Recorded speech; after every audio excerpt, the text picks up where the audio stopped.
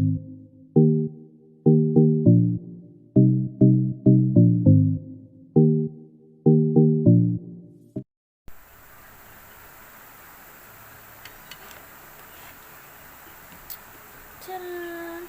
Thank you nga po pala sa aking bayaw, si Leonido Bautista, sa kanyang pasaging. Yan. Saging na saba.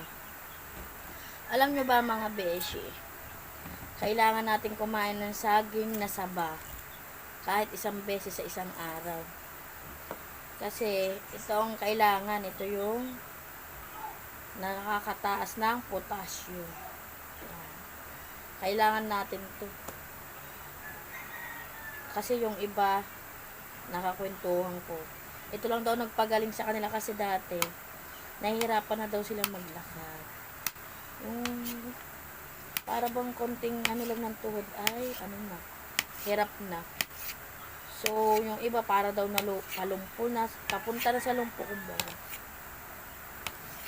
Pinakain lang sila ng saging na saba. Kailangan daw, kahit isang beses lang sa isang araw, kakain ka ng sabang saging. So yun, thank you sa aking bayang na si Leonido Bautista. Thank you very very much.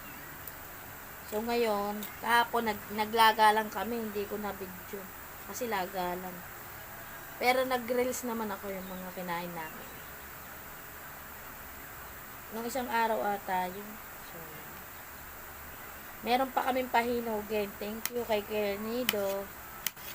Kaya hindi ako nakapagano kahapon. Nasa kanila ako kahapon.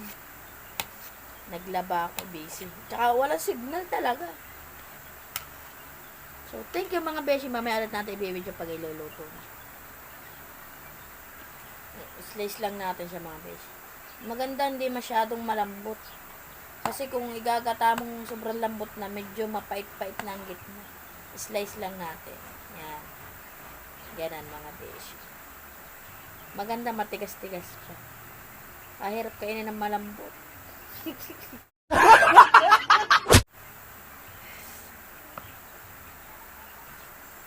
Maganda yung patubo nila, oh.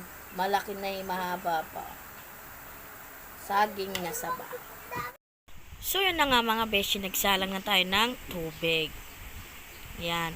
Ihintayin lang natin siyang mag-boiled. Then pagkatapos niya, lalagay natin ang asukal na pula. Yan mga beshi, para hindi siya dikit-dikit. Pakulo muna tayo mga beshi. So yan na mga beshi, kumulo na nga po ang ating tubig. So inilagay na po natin ang ating asukal na pula. Yan.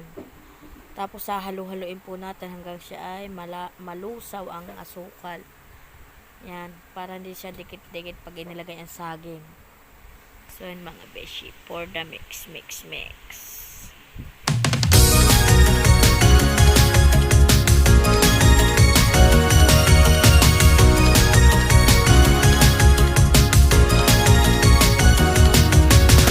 Would you even be with me if it's so out of your way?